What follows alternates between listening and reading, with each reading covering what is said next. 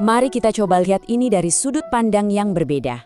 Kita di sini bukan untuk menghakimi siapa benar atau siapa salah, tapi untuk membedah sebuah pertanyaan mendasar tentang sebuah dana yang statusnya kini menggantung. Kita akan coba pahami strukturnya, bukan niat di baliknya.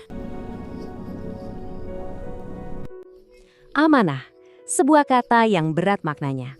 Tapi apa artinya kata itu ketika waktu terus berjalan tanpa ada kepastian?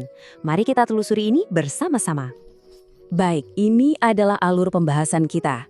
Ada 5 tahap yang akan kita lalui, selangkah demi selangkah, supaya kita semua bisa melihat gambaran besarnya dengan lebih jernih.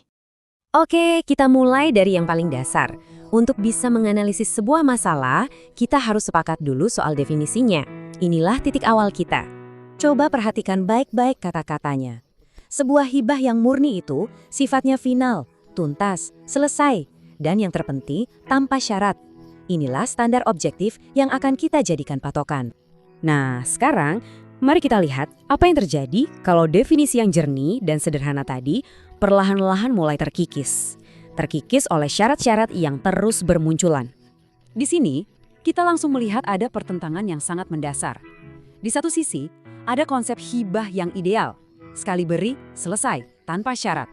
Tapi di sisi lain, realitas yang kita lihat adalah sebuah sistem yang terus-menerus meminta biaya tambahan. Dan ini bukan cuma soal sekali atau 2 kali ya, ini sudah menjadi sebuah pola. Lihat saja angka-angka ini. Ini datanya dari komunikasi paguyuban. Untuk mengakses dana yang dijanjikan, selalu saja ada permintaan dana baru. Polanya sangat jelas. Bahkan ada kutipan langsung dari sumber yang menjelaskan cara kerjanya. Coba dengarkan. Anggota harus menambah biaya, setelah ditambahin biaya, langsung diaktifkan. Dengarkan, aktivasi dana secara terang-terangan terikat pada pembayaran baru. Ini sudah bukan lagi soal pemberian sukarela, tapi lebih mirip transaksi bersyarat. Pergeseran ini bukan cuma soal uang, tapi juga soal kendali. Konsep hibah yang tulus, yang tanpa ikatan, seolah menghilang. Gantinya apa? Kontrol sepihak. Ada satu otoritas yang menentukan jadwalnya, yang bisa mengubah aturan mainnya kapan saja. Dan di sini polanya menjadi sangat-sangat jelas. Ini adalah sebuah siklus penundaan. Coba kita lihat lini masanya. 22 Januari ada janji, tapi ada syarat dana baru. Besoknya, 23 Januari, muncul lagi level baru dan tentu saja biaya baru. Lusa, 24 Januari, angkanya tiba-tiba berubah dan butuh biaya lagi untuk mengunci. Lalu minggu ini muncul lagi janji baru. Anda lihat polanya? Setiap janji tidak menghasilkan pencairan, tapi justru menghasilkan syarat baru dan janji yang baru lagi. Terus begitu. Nah, karena definisi hibah sudah terkikis oleh berbagai syarat dan penundaan, kita sampai pada pertanyaan logis berikutnya. Kalau ini bukan lagi hibah, lalu apa status dana ini sebenarnya?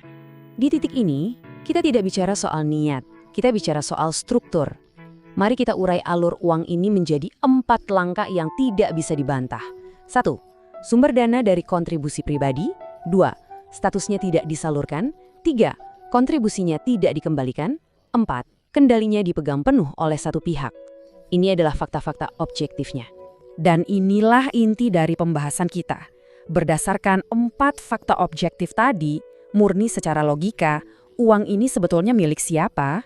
Selain logika dan definisi, ada dampak nyata yang dirasakan manusia. Mari kita lihat efek struktural yang diciptakan oleh sistem ini bagi mereka yang terlibat di dalamnya. Semuanya berawal dari sini, dari sesuatu yang paling manusiawi, harapan. Tapi harapan itu perlahan berubah bentuk menjadi penantian. Penantian yang tak berujung. Dan penantian itu hanya melahirkan satu hal, ketidakpastian. Sebuah kondisi di mana nasib Anda tidak lagi berada di tangan Anda sendiri. Jadi, poin krusialnya adalah ini bukan soal kelemahan personal. Ini adalah akibat yang sudah bisa diprediksi dari sistemnya. Struktur inilah yang secara inheren menciptakan siklus harapan yang terikat pada pembayaran baru, menumbuhkan ketergantungan, dan yang paling parah, membuat kondisi menunggu tanpa akhir itu terasa normal. Semua analisis tadi membawa kita kembali ke pertanyaan awal kita. Tapi sekarang kita melihatnya dengan kacamata yang berbeda. Jika sebuah pemberian tidak pernah benar-benar sampai ke tangan penerimanya, jika ia terus terikat oleh syarat-syarat baru, dan jika pelepasannya terus-menerus ditunda, Apakah kata hibah masih tepat untuk digunakan? Atau mungkin kita hanya sedang melihat harta pribadi yang ditahan atas nama amanah? Pertanyaan itu saya serahkan kepada Anda untuk direnungkan.